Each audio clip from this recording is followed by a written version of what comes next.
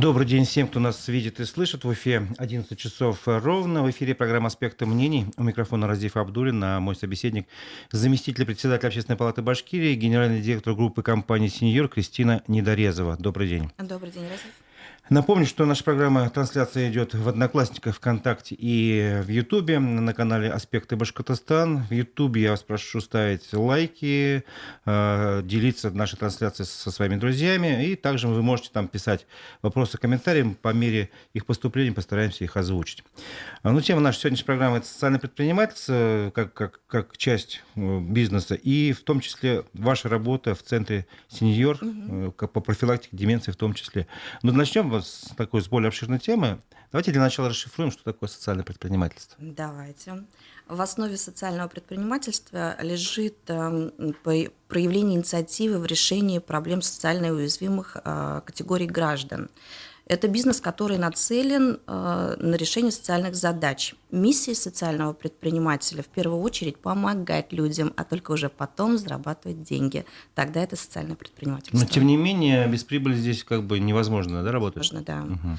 Хорошо. А вот буквально вчера, по-моему, если не ошибаюсь, премьер-министр Башкирии Андрей Назаров привел цифры по социальному предпринимательству и по итогам прошлого года он написал, что в реестр социальных предприятий России вошли 404 компании Башкирии. Что за реестр? Можете расшифровать? Да, это официальный список социальных предпринимателей, официальный реестр, куда могут войти социальные предприниматели, доказав свою социальную значимость и работу, по которым далее он может получать помощь от государства в виде грантов, субсидий, поддержки, консультаций и даже низкольготного кредитования, то есть на более выгодных условий. То есть относятся как к предпринимателям, но очень хорошо помогают.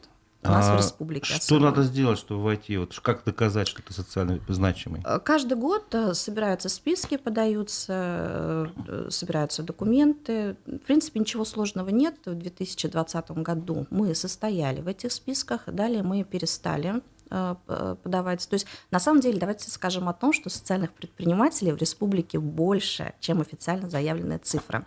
Просто некоторые люди по ряду причин туда не встают. И некоторые просто даже не понимают, что они социальные предприниматели, потому что не знают.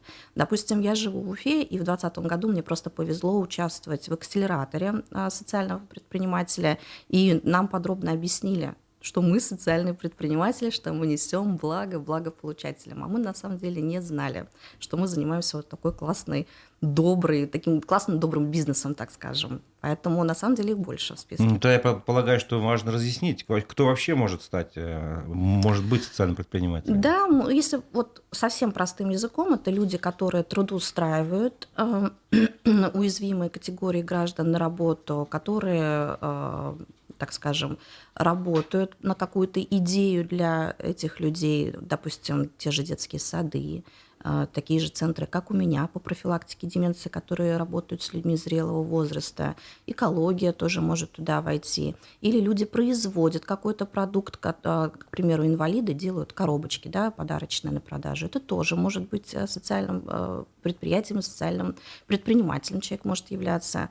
Но есть разные варианты, поэтому нужно... Сейчас, кстати, очень много информации, она доступна, можно посмотреть, на все написано в интернете, что такое социальный предприниматель, что такое социальное предприятие, являетесь ли вы им, то есть несете вы эту миссию, и подать документы.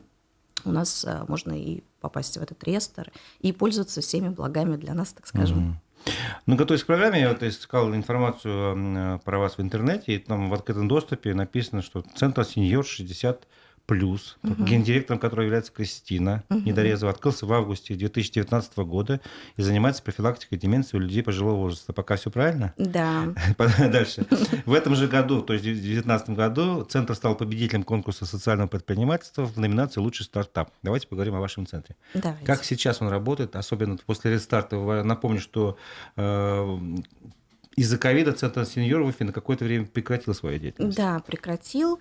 Но на самом деле же это вообще ковидные вот эти времена, пандемия, она отразилась на всех, и на нас в том числе, потому что социальные предприниматели – это все-таки МСП, это малое предпринимательство, мы не большие игроки, хотя очень хотим им стать, растем, все для этого делаем.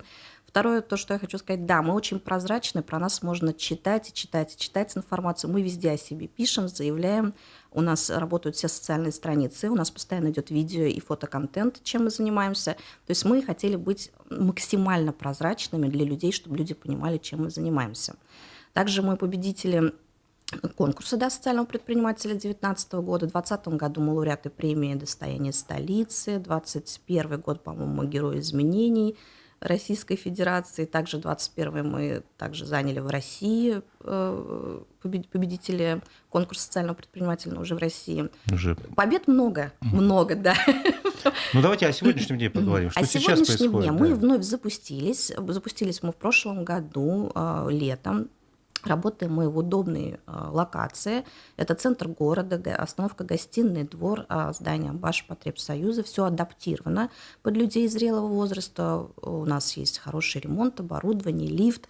То есть все, что полагается и надо. Работаем мы результативно, народ идет. Все-таки в 2019 году было, наверное, сложнее объяснить, чем мы занимаемся, потому что мы прокладывали путь и дорогу. Это было что-то новое. Сейчас уже люди понимают, о чем мы. И очень много звонят дети и говорят, вот хотела узнать, чем можно занять своего родителя, ему скучно, он остался одинок, или он в депрессии, или маме скучно, или она ушла на пенсию. Ну вот я хочу прервать. Все-таки, мне кажется, лучше рассказать чуть-чуть подробнее, чем вы занимаетесь, потому что может создаться впечатление, что вы только вот занимаете людей, да, времяпровождением неким, там в шахматы поиграть. Нет, у нас, конечно, программа поставлена очень умным образом. Мы занимаемся профилактикой возрастных изменений, профилактикой деменции. Мы не даем людям уходить в депрессию, заболевать такими заболеваниями, как деменция. Хоть громко сказано, но социализированный, занятый, успешный, реализованный человек никогда не будет находиться в депрессии, да, и никогда не будет болеть. Это даже нас, молодых, касается.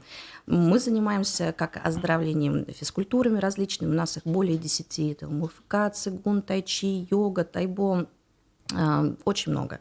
Все перечислять не буду. Также мы занимаемся мозгом, то есть именно умственным здоровьем. У нас есть запатентованный свой предмет нейробики. Кратко, это все отделы мозга. Мы напрягаем и зрение, и слух, и моторику, и речь. Абсолютно все. То есть держим. Так скажем, мозг – это такая же мышца, как и любая другая. Ее нужно качать, чтобы он был как орех, так скажем. Мы занимаемся памятью. Также мы занимаемся музыкой. Они изучают музыкальные инструменты, поют, рисуют, арт-терапии, различные терапии. Но вся эта программа, она адаптирована именно для зрелых людей. То есть если придет, так скажем, молодой человек, ему будет неинтересно, потому что все эти программы, они писались и обкатывались именно для людей 60+. Угу. Почему вы решили заняться таким бизнесом? Ну, будем честными, это не совсем моя идея, но когда я начала заниматься, я просто загорелась, начала ее изучать. Сейчас я могу с уверенностью сказать, что я в ней начала еще очень хорошо и профессионально разбираться. Мы постоянно учимся, приобретаем обмен какого-то опыта с другими регионами и даже странами. Я очень много читаю, изучаю, очень много, так скажем, изучаю даже статистики. И по миру, на самом деле, очень много началось открываться таких клубов. Мы смотрим, как работают наши коллеги, что-то берем у них, что-то даем сами, делимся, адаптируем под русский менталитет. Поэтому вот именно почему, я не могу сказать, но... Ну, есть две, допустим, сферы. Выберите, какая вас больше привлекла. Условно говоря, мы все понимаем, что, ну, скажем, желание быть здоровым в пожилом возрасте, оно такое, оно вечно, смотрите, всегда будет, то есть такой некий стабильный спрос. А вторая часть, происходят какие-то изменения к лучшему, вы видите на своих глазах, что люди да, там, я вижу сохраняют это качество жизни. Что верно. вас больше привлекает? Да все привлекает. Во-первых, этого рынка, как предприниматель могу сказать, что этого рынка просто нет сейчас, да, в России. Меня как предпринимателя вот прям берет азарт проложить, так скажем, вот эту дорогу, потому что через 10 лет мы все к этому придем. Население страны и мира в целом стареет. Сейчас у нас население страны там 146 миллионов, да? 42 миллиона – это пенсионеры, и это официальная статистика. А если сюда прибавить тех людей, которые уходят раньше на пенсию, это силовики, медики и так далее, ну, давайте будем честными, каждый третий человек в стране – это пенсионер. И вот, к сожалению, рост вот этих граждан, ну, то есть этой категории граждан будет только расти. То есть рынок для детей, он создан, он есть, пожалуйста, что хотите, любые кружки, любая профилактика здоровья, спорт. А вот, к сожалению, с людьми зрелого возраста такой тенденции нет. Поэтому это вроде как и миссия, да, популяризация культуры заботы о пожилых. Также это и бизнес, и идея, и миссия. И сейчас я могу с уверенностью сказать, что, наверное, это дело моей жизни, которое бы я хотела, чтобы после меня жило и продолжалось. Прекрасно. А вот как бы давайте немножко о будущем. Каждый же бизнесмен задумывается о расширении своего бизнеса, о масштабировании. Вот вы уже задумывались над этим? Или это дело настолько тонкое, что из него нельзя сделать, как условно, франшизу какую-то? Нет, конечно, можно. Если ко всему подходить с умом, все можно сделать. Все реально. Никаких преград для целеустремленного человека нет, я считаю, активного, да, человека. Можно сделать франшизу. У нас прекрасно работают. Есть очень много примеров, да, компаний, которые удачно работают по франшизам. Мы работаем над этим. Франшиза у нас есть. Пока она у нас на стопе. То есть я вообще такой человек, конечно, идеалист. Вот я пока свое вот на месте сердца, так скажем, сеньора до идеала не доведу, я не начну продажи франшизы, потому что я ответственна за то, что я даю, да, другим людям, обучаю других людей. Поэтому, конечно, я обтачиваю до сих пор свой проект. На данный момент все равно мы расширились, мы открыли фонд помощи, заботы о пожилых, тоже называется «Сеньор». У нас есть официальный сайт senior.com.ru, где можно прочитать подробнее о фонде, чем мы занимаемся, также помочь разово, к примеру, оплатить занятия, да, пенсионеру или уже на профессиональной постоянной основе работать с нами как партнеры. То есть мы готовы ко всему, и сейчас у нас, конечно, удар вот работы на фонд, потому что коммерческий проект, он работает. Он работает у нас как часы. А зачем вам понадобился фонд? Потому что мы понимаем, что мы не можем дать свою услугу всем.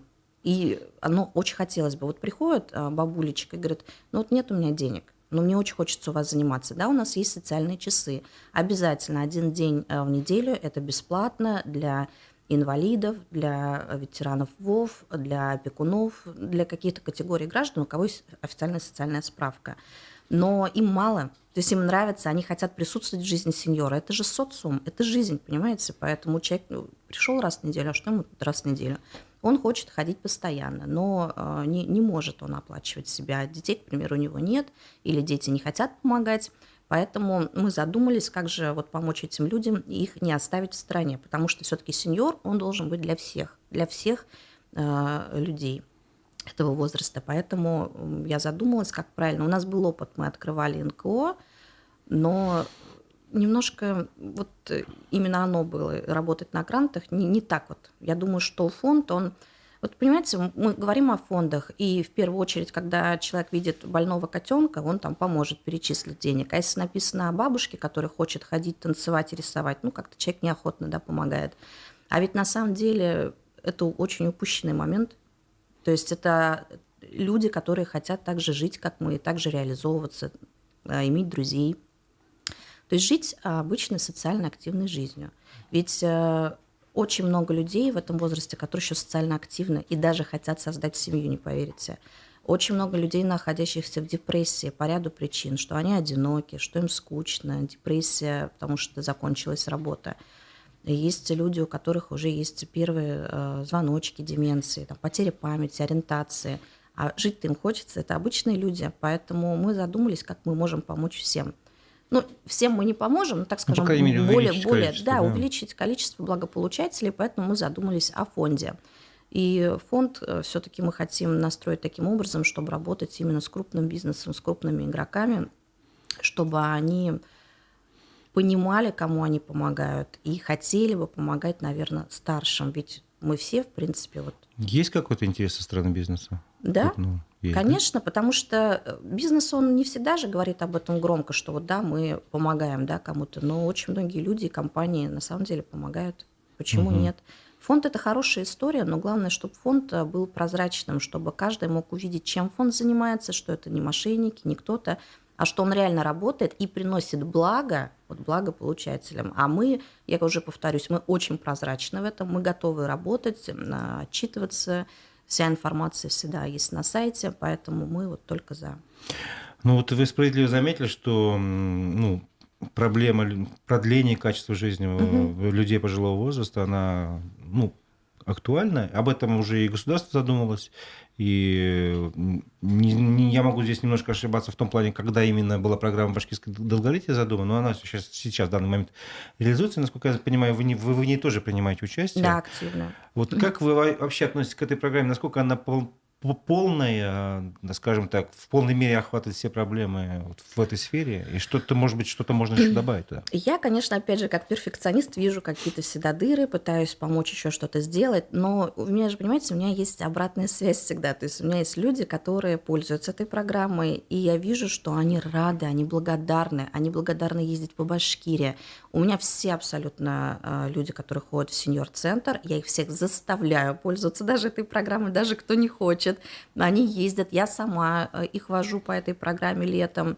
Да, мы вот с этого, к примеру, я как предприниматель ничего не получаю, да, но я же уже сказала, миссия, то есть заключается в том, чтобы больше помочь, а потом уже задуматься о деньгах. Программа работает великолепно. Но есть какие-то всегда недочеты, но это работа. То есть мы получаем обратную связь, мы дорабатываем. Очень много проектов реализуется, и мне нравится, что каждый год и финансирование расширяется, и программа сама расширяется. То есть это реально работает. И работает это так, если в первый год очень много желающих куда-то, допустим, было поехать, не смогли, то сейчас люди потихоньку, то есть поняли, уже были. Вот, в принципе, я говорю, 100% у нас все, кто ходит, они уже куда-то съездили. А так как можно ездить один раз в год, каждый год, они продолжают ездить, мы их записываем, мы помогаем с созданием этих кабинетов. У нас есть такой предмет, как цифровая грамотность. Помимо туризма, там остальные программы очень хорошо работают. Ну, вот если взять 3 года назад и сейчас «Небо и земля». Мне, допустим, эта программа очень нравится, и работать в ней надо даже как волонтер, пусть вот как я работаю. Мне нравится, это же... Ну, понятно, это как в русле вашей деятельности. Мгм. Сейчас хочу более подробно поговорить про деменцию. Вы Мгм. уже напоминали, что ваш центр направлен на профилактику этого Мгм. заболевания. Расскажите об этом заболевании. Ну, если упростить, деменция – это наступление деградации, потеря жизненных навыков. То есть когда человек уже, если он в глубокой деменции, уже не может даже самостоятельно себя обеспечивать, да, как кушать ложкой, там, я не знаю, ходить, теряется в пространстве, теряет память. И мало того, что самому человеку, конечно, тяжело, но вдвойне тяжелее его родственникам, детям, внукам. Ну, вообще страшно. И он становится же еще опасен для других людей. То есть он может спокойно включить газ в квартире, еще что-то. А правда, что в какой-то момент человек, заболевший деменцией, может просто не узнать своего родственника и Не то, принять что его это за врага, правда, там, вора, который забрался в конечно. квартиру? То есть и такие моменты Это уже бывают. это агрессия в первом случае. Понимаете, деменция – это такая болезнь, которая не лечится. Ну, это вообще общее слово деменция. В деменцию входит больше 55 заболеваний. Они есть на разных стадиях. Есть начальная, есть уже, когда заканчивается Альцгеймером, да, уже. Но в любом случае эта болезнь неизлечимая. Но на первых, так скажем, звоночках можно все-таки застопорить, вот поставить на стоп. Если человек начинает заниматься и телом, и мозгом, собой, жить социально активной жизнью, это можно... Мы просто видели эти примеры. Они, на самом деле, научно не доказаны в мире, но примеров таких много. Когда человек только начинал, из-за того, что он сидит дома один даже, к примеру, терять память, да, еще что-то агрессировать, он попал опять в социум, начал общаться, заниматься мозгом, заниматься задачками, память начала улучшаться, человек перестал бояться, находиться в депрессии, и вот болезнь перестала, так скажем, прогрессировать. Таких примеров у нас лично в сеньор много. Поэтому я в это искренне верю, что на начальной стадии можно застопорить, А как поставить на стоп. определить? Ну, определить То вам есть в вот любом про случае звоночки вы говорите. диагноз вам Что может поставит триггером быть таким? только врач в любом Это случае. понятно, но тем не менее. Для родственников мы говорим, это первое, конечно, это потеря памяти, Ну, вот, допустим, я долго не могу вспомнить какое-то слово. Это признак или нет? Мы все в какой-то степени иногда можем что-то забывать, что-то долго вспоминать, но когда вы все-таки замечаете за своим родителем, что он часто что-то забывает, проезжает остановки, не ориентируется на местности, проявляет агрессию, то да, это уже Агрессию, видимо, неоправданную какую-то, неоправданно. Он необоснованную. То начинает есть не вести просто себя как обиделся там на кого-то за ребенок. что-то. Конечно, он начинает вести себя как ребенок, агрессировать на своего родственника, спорить с ним. То есть мы же Это видим, уже как бы некие первые признаки. конечно, да, это уже обязательно нужно сходить к врачу, А кто проконсультироваться. ставит диагноз? Какие специалисты? Врач-гериатр, А врач, таких много у нас специалистов? ну, есть, конечно, в Уфе в каждой больнице есть отделение гериатрии, и при Мгм. РЖД, и при РКБ. Ну, А есть, есть конечно. какие-то научные доказанные методы, то есть исследования, чтобы сказать, вот да, действительно ваш человек заболел? Ну, во-первых, они еще идут и к другим специалистам. Это же один тоже врач не скажет, это нужно как бы провести Ну, это ряд не анализ каких-то... крови явно, Ну, да? нет, нет, конечно.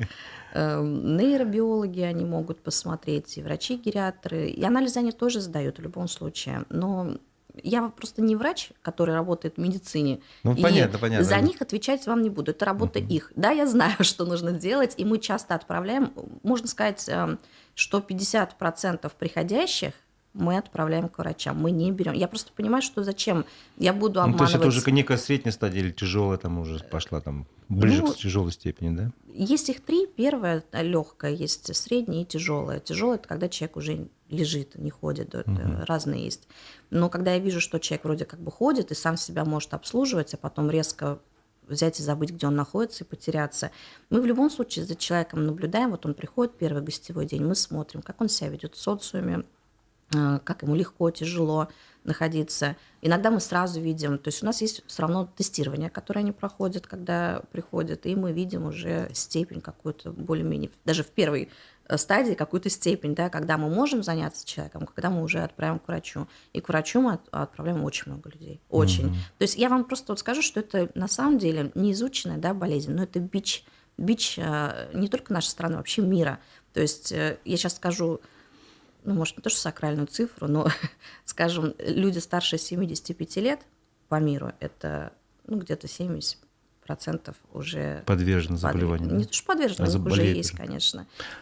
А хотел спросить как раз, с какого момента вообще есть риск, наибольший риск заболеть? Вы назвали цифру 75 лет, да? Или раньше там гораздо? Вот вообще раньше это считалось болезнью пожилого человека, да, так будем прямо говорить. Сейчас уже нет. В Европе это уже просто болезнь, и ставят ее уже многим с 30 лет. И помогла в этом цифра. У цифры есть как хорошие, так скажем, качества, так и плохие, как бы две стороны медали. То есть если раньше мы все-таки с юности занимались своим мозгом, даже нехотя мы не записывали список в телефоне, что нам купить вечером, старались сами запомнить, знали там номера телефонов друзей наизусть, родственников, чтобы с улицы с автомата позвонить. То есть мы держали в уме адреса людей, телефоны, какие-то вещи.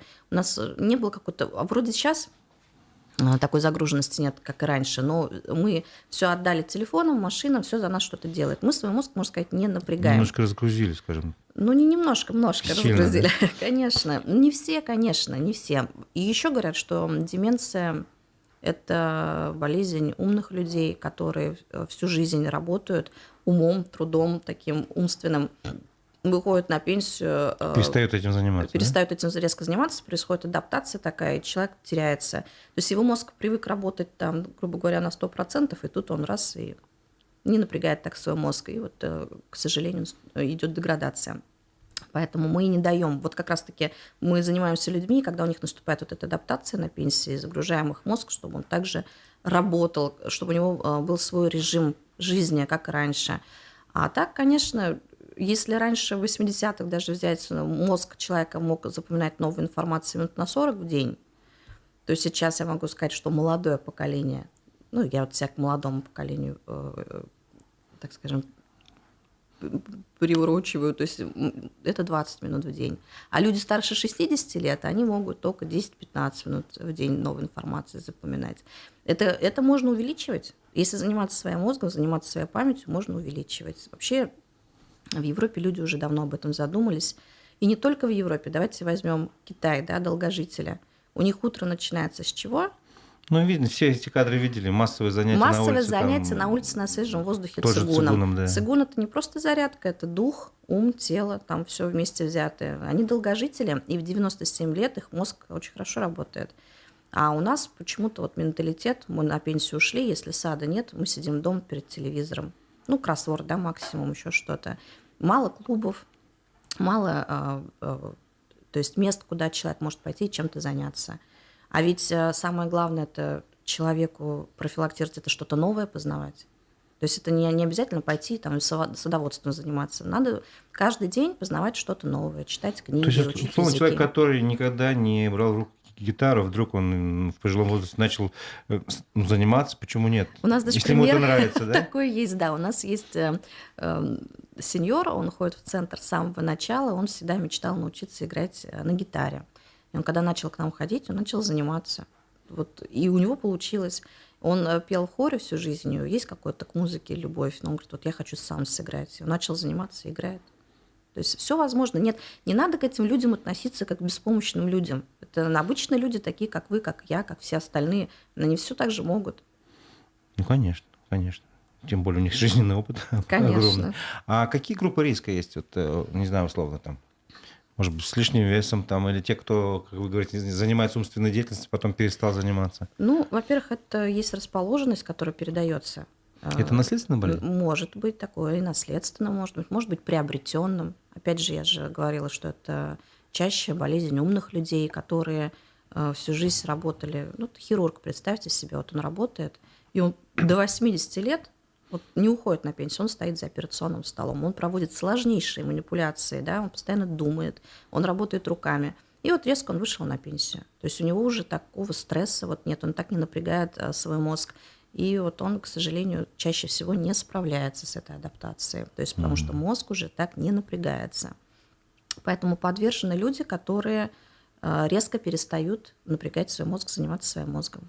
Ну, соответственно, я правильно понимаю, что один из принципов профилактики деменции – это вот как раз какие-то умственные занятия? Надо задействовать все свои отделы мозга. То есть проводить зарядку не только тела и мозга, зрительную, дыхательную. Там в совокупности все должно работать. То есть и физические упражнения, у вас много таких разных видов. Да, у нас всегда день начинается с физической культуры. Ну, то есть обязательно. Они есть разные, каждый выбирает для себя более подходящие. Кто-то любит, например, йогу, а кто-то нет, а кто-то только цигун любит. И день мы всегда начинаем с зарядки, это бодрость духа, а дальше мы уже переходим к мозгу. Любой предмет, даже пусть это будет рисование, мы все равно адаптировали, чтобы работал мозг. То есть не просто человек пришел, порисовал и ушел. С ними работают профессионалы. Все наши Я был как-то на педагоги. одном из ваших уроков пения, там действительно все построено очень четко. Вот даже если мы возьмем пение, у нас не просто человек пришел, ему текст дали, и он поет, да, начинается с гимнастики лицевой. Они прорабатывают все голосовые связки. У людей старше 60 лет начинает садиться голос, хрипеть. Это нормально. Связками тоже надо заниматься. То есть дальше у нас морщинки начинают появляться. То есть они занимаются лицевой гимнастикой, дальше звуками. И только потом переходят к пению, к хору и Ну, так как далее. положено, профессионал как работает. Да, Они что же распеваются да. перед тем, как выступать, не У просто нас сразу выходят на сцену. самодеятельности нет. То есть у нас все педагоги – это заслуженные педагоги РБ, есть заслуженные деятели искусства, и не только РБ, и Российской Федерации. То есть это люди, во-первых, которые приближены к их возрасту, а второе, что эти люди всю жизнь отработали в своей сфере или продолжают дальше работать. Также мы принимаем на работу пенсионеров. Ну, к примеру, человек всю жизнь преподавал языки. У нас есть педагог по языкам. Мы трудоустраиваем пенсионеров. И также мы трудоустраиваем инвалидов. У нас есть, я не буду говорить, кто педагог, который инвалид, но при этом преподает физическую культуру. То есть в плане социального предпринимательства мы прям вот по всем фронтам работаем. И трудоустраиваем, даем работу, и работаем с категорией этих граждан. Ну, то есть везде. А китайскому языку учите? Китайскому нет запроса. Мы все равно работаем с запросом. Мы можем, конечно, поставить... Я думаю, сейчас в связи с тем, что, вот, понимаете, внешнюю обстановку, мы сотрудничаем с Китаем, расширяется Вот все это, меньше всего... потребности в переводчиках и прочих наверняка Нет, растет, нет? я меньше всего сейчас думаю об этом, и больше всего я всегда думаю о них, но мы все равно работаем с запросом. Мы поставить можем эту дисциплину, но если на ней будет присутствовать 1-2 человека, Понятно. это неинтересно, потому что профилактика деменции в первую очередь – это социализация. Ну, то есть они сами должны этого хотеть, правильно? Конечно, Чему-то научиться. мы не заставляем. Если мы А видим, что какие что-то не наиболее идет, востребованные у вас какие дисциплины, когда вот там все просят и хотят и больше, нет? ну, нейробика, гимнастика для ума. Давайте про нейробику расскажем. Что же за гимнастика такая интересная? Ну, смотрите, у мозга есть два полушария, левое и правое. Там, правое там, отвечает за счет, грубо говоря, там еще за такие вещи, которые мы в повседневной Левое жизни... творческое, да? Вот, левое творческое вроде. Левое творческое, да. А в реальной жизни мы как бы даже не специально всегда задействуем правое полушарие. Там, в магазин зашли, и мы понимаем, вот у меня 1000 рублей, я должна вот на эту 1000 там, купить какие-то продукты. Мы считаем в уме, там, остановки смотрим, на какой мы выйдем. То есть мы задействуем. А вот левое – это там фантазия, допустим, цвета, интуиция, вот такие вещи, Какие-то творчество. нестандартные подходы, видимо, тоже, да? Да. Восприятие. И вот, конечно, левое полушарие мы должны помочь им больше развивать, чтобы оно как бы тоже эти клетки, эти нейроны не отмирали. Поэтому есть и арт-терапия, и цвета, и на нейробике мы и изложение сочинений даже делаем, то есть и память. И у нас настолько, так скажем, расширена нейробика, столько всего в нее входит, что я вот в 2 словах даже вам не могу. Это понятно, нет. Там любой... от счета до сочинений. Я до... даже видел у вас плакат, где можно было прочитать там в обратном направлении, еще как-то сложным Да. образом, расставлены предложения, Это кто таблица... заставляет мозг включать воображение и именно вот прочитать. Таблицы Шульта называются. Да? Они на различные задания тоже нацелены. То есть очень-очень много, но вот вы знаете, я сама преподаю этот предмет, и когда люди в конце урока хлопают, им мало часа, это о чем-то говорит. То есть люди включаются. И она специально у нас стоит всегда в начале недели, чтобы мозг, он все-таки на неделю заряжался. Мы даем специальные задачи домой, чтобы они делали. Мы подробно каждому рассказываем, что нужно делать, даже когда вы дома, чтобы ваш мозг всегда работал. С чего начинать день, какие для этого есть задачи, какие есть всякие хитрые штуки. Они все делают, они приходят и мне рассказывают: вот, Кристина Владимировна, а я то, а я все. И когда даже вот мы учим язык слабослышащих и правой рукой, и левой, чтобы они могли изъясняться обеими руками. Это очень полезно и для моторики, и для памяти, и для зрения, для всего, в общем. Угу. Скажите, пожалуйста, вот я правильно понимаю, что деменцию предотвратить нельзя? Ну, можно только оттянуть как бы вот это удовольствие в кавычках. Оттянуть можно, да. Предотвратить, к сожалению, нет. И человек, которому уже поставили диагноз, это максимум 10 лет. Есть какие-то домашние, не знаю, активности, которые вы бы посоветовали людям, которые просто осознанно относятся к своему здоровью, чтобы они просто тренировали свой мозг? Обязательно читать книги, это обязательно. При этом обязательно познавать новую информацию. Вот вы должны хотя бы 10 минут в день делать то, что никогда в жизни не делали. То есть ваш мозг должен что-то новое увидеть, услышать, принять, тогда это будет в пользу. Задействовать свое левое полушарие физически. К примеру, вы с утра встали, идете чистить зубы.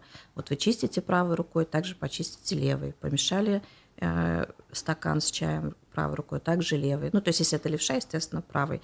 То есть стараться задействовать свое левое полушарие так же, как и правое. То есть если вы делаете что-то необычное для себя, всегда включается левое полушарие, так?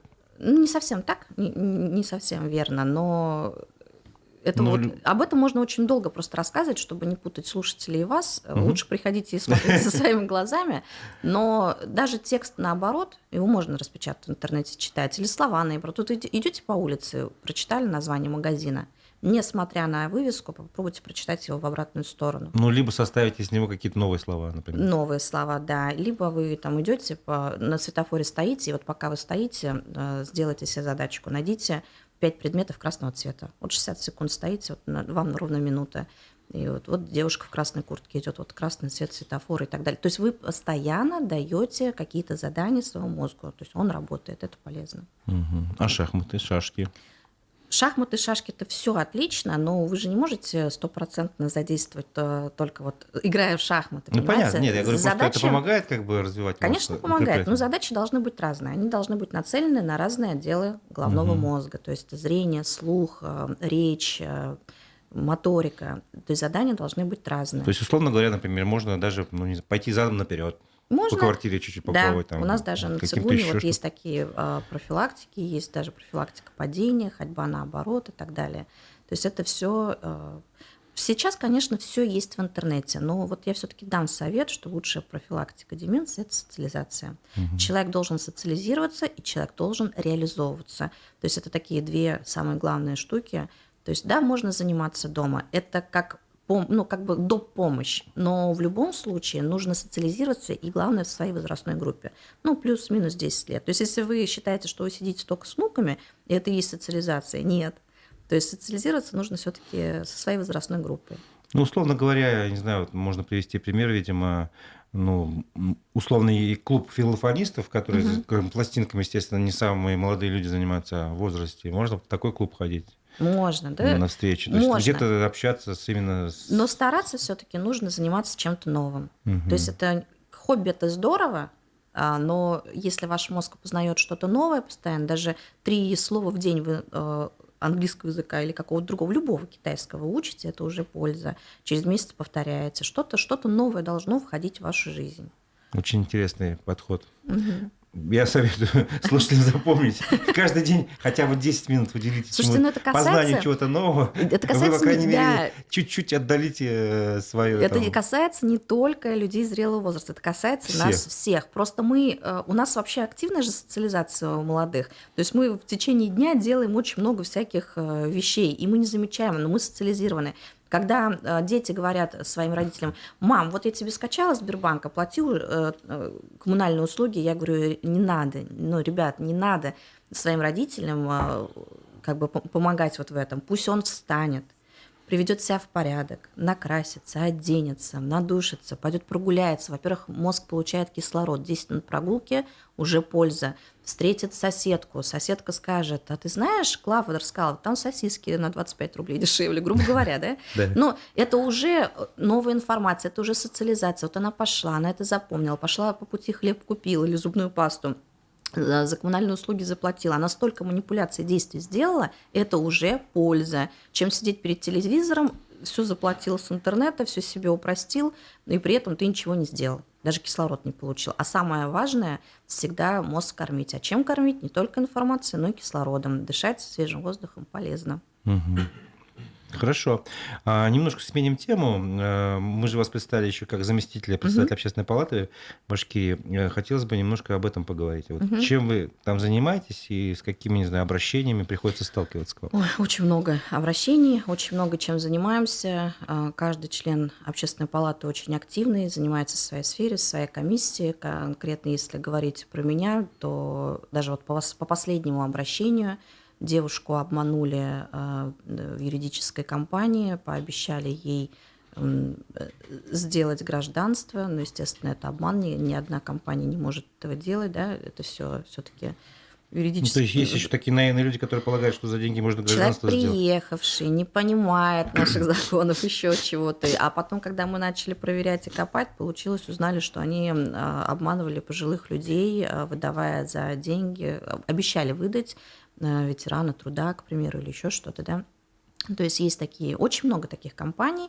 Сейчас мы занимаемся именно этим, то есть обрабатываем вот жалобы. Лично я вот сейчас с юристом эти жалобы. С чем я заходила в общественную палату? С проектом рекультивации свалки в Наримановском районе в селе Павловка. Этой работой идет. Это не просто мы заявили, что я заявила, что буду этим заниматься, и все, пустили на самотек. Мы ездили с командой, с рабочей группой, следили за этим.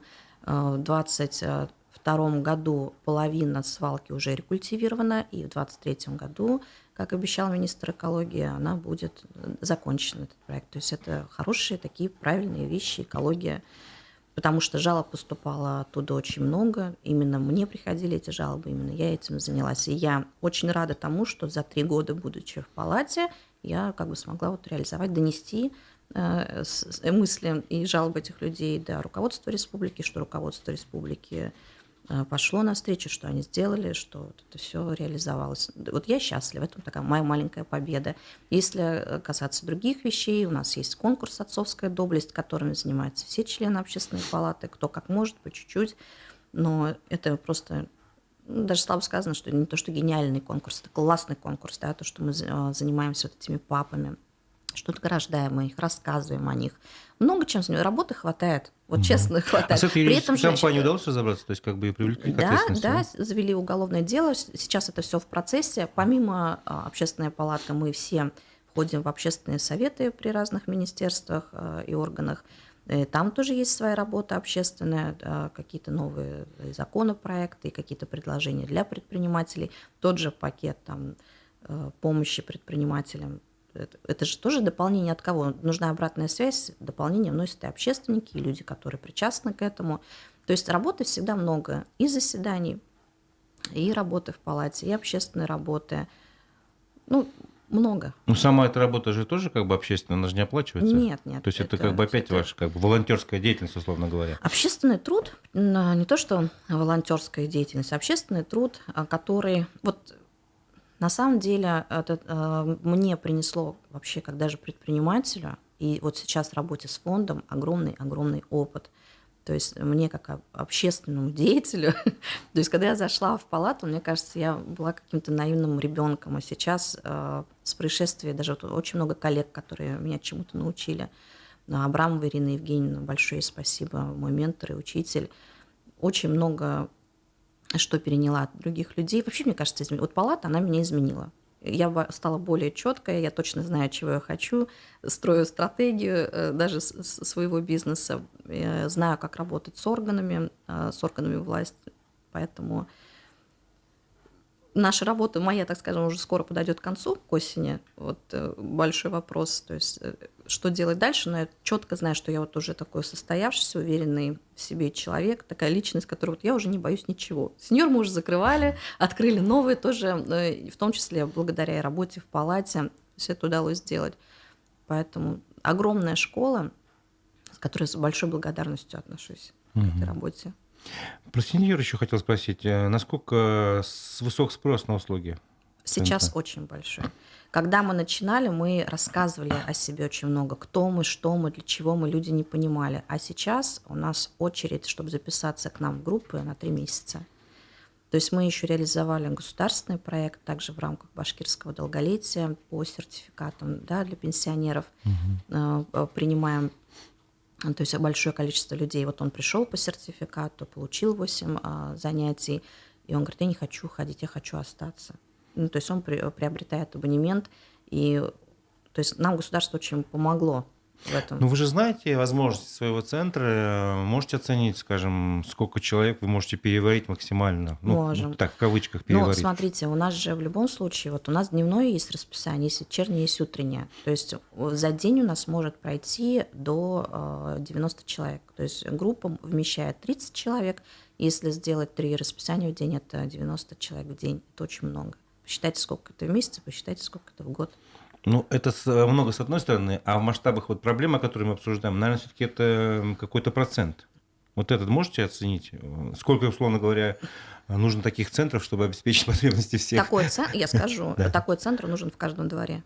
В каждом дворе? Да. И не районе, а именно дворе. Чтобы человек далеко не ходил, вот спустился, это, можно сказать, оздоровительные хабы, да, для людей зрелого возраста. Как в Европе ввели культуру, в той же Бельгии, у них вот в каждом, у них районы делятся, да, вот какой-то район, там 4 дома, это район. И вот при каждом таком районе есть такой хаб. Кто-то там живет, кто-то приходит только днем туда. То есть это нужно прямо в каждом дворе. Это не шутки. Может быть, стоит подумать над тем, чтобы пока вы еще в состоянии общественном, вот имеете вес, так условно говоря, в ту же программу «Башкирские дворики» внести не только вот эти всякие материальные вещи, как там благоустройство и прочее, а некую вот эту еще составляющую. Нет, это все-таки разные вещи. Сложно это сделать? Сложно, да. Это разные вещи, это огромный труд. Ну, каким-то же образом надо попытаться вот, ну, хотя бы начать движение к этому. Чтобы в каждом дворе что-то Ну, у появилось? нас и так это движение, у нас вот хорошо с этим справляется башкирское долголетие. У них есть же своя карта, при каждой поликлинике у них есть там занятия ЛФК, так скажем, скандинавская ходьба во всех парках, на То есть каких-то это не площадках. просто куда-то поехать на экскурсию развлекательную, вот эта программа? Нет, это Надо расшифровать, значит, широкая это. программа, конечно, там много чего есть, и оздоровительные, у них и профилактика деменции, и цифровая грамотность, все есть. То есть компьютерная грамотность, просто нужно набирать, смотреть, интересоваться, все работает. Но расширять, да, дополнять, конечно, э, люди, вот и спрос есть, понимаете, люди с удовольствием уходят, спрос огромный. А если брать коллег, предпринимателей, они могут какой-то свой вклад внести вот в это решение этой проблемы? То есть, Каких коллег? Не ну, я понимаю. условно говорю, люди, которые бизнесом занимаются, Мгм. могут они что-то сделать, что Ну, ты в этом конечно, же могут. смысле? Открыть там, не знаю, как вы говорите, там, не знаю, физзарядку Вот каждый день делать? самое лучшее, что может даже, пусть компания это будет, крупные игроки бизнеса, вот у них люди на пенсию уходят, просто дарить им эти абонементы в такие центры. Это будет лучшим решением. Все равно что-то дарят людям, да, которые всю жизнь там работали на каком-то предприятии или в какой-то компании.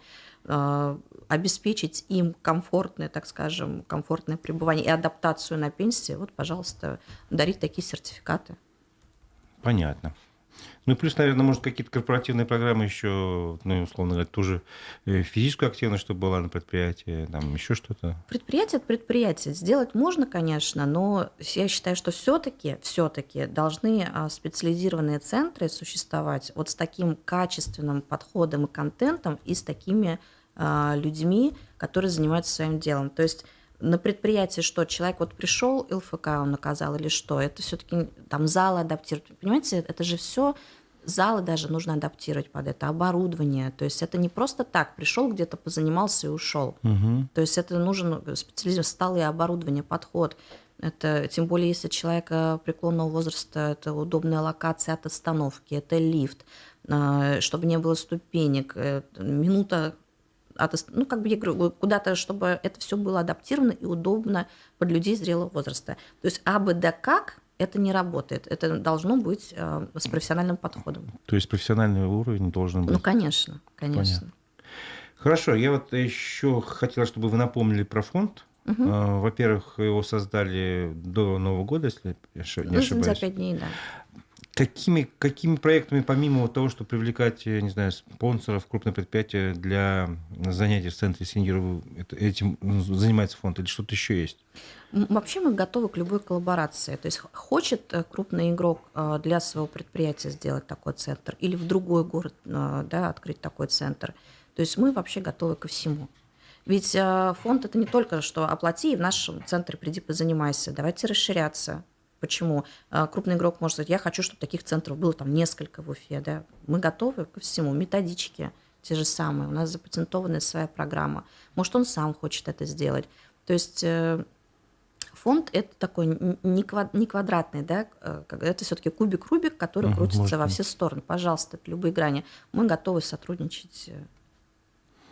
Еще хотел спросить вас насчет вот видов творческой деятельности там, или каких-то других Мгм. активностей, которые помогают развивать мозг.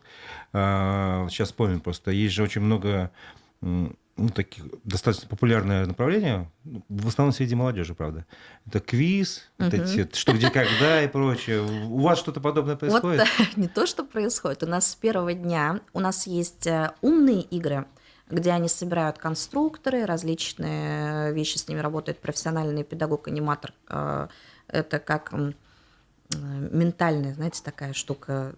Там игры происходят. У нас каждую пятницу неделя заканчивается игрой «Что, где, когда» уже много лет подряд. Мы играем. Также у нас есть и караоке, и дискотеки.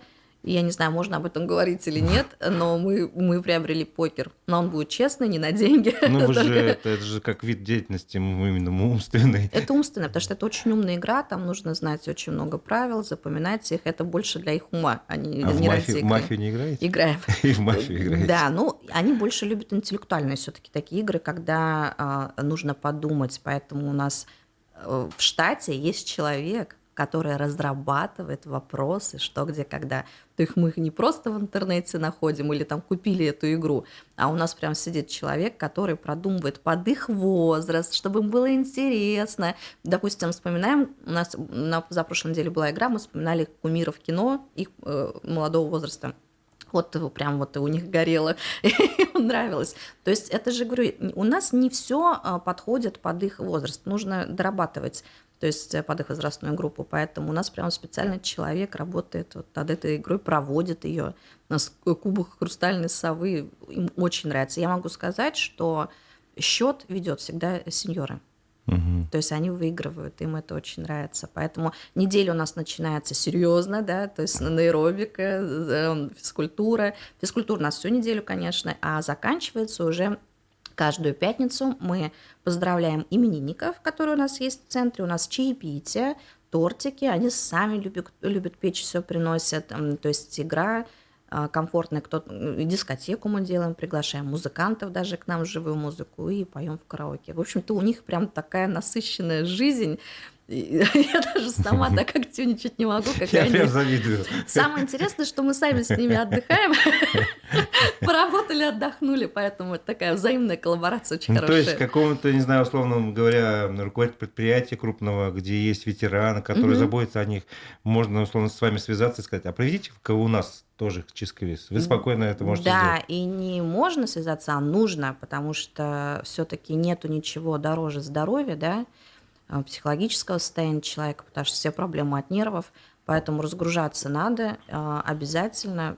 То есть мы как и на предприятии можем, так у нас на нашей площадке это проводить, поэтому мы готовы. Мы уже, вот я говорю, мы обкатались, мы все поняли про себя, про нас, мы уже просто все проработали, что мы вот твердо, уверенно можем сказать, мы и к вам в гости можем прийти, и к нам приходите, мы все сделаем. Есть в планах что-то такое новенькое, что, о чем вы хотели бы рассказать?